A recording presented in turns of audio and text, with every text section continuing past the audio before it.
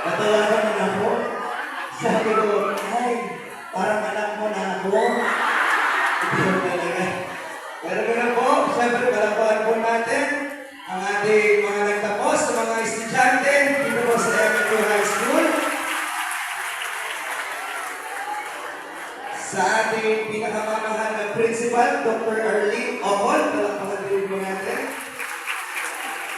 Sa ating mga magulang na talagang full support sa kanilang mga anak at anak ko, patuloy pa nilang susuportahan ito para makamit ang kanilang pagtatapos ng kolehiyo. Palakpakan din po natin ang ating mga magulang.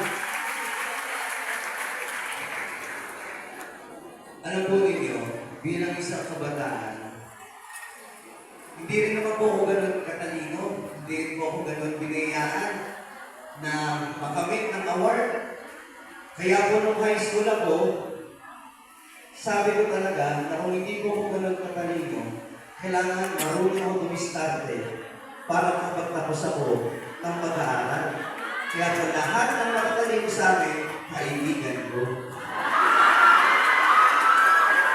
Kaya huwag po kayo mag-alala kung hindi ko kayo makakit sa entablado.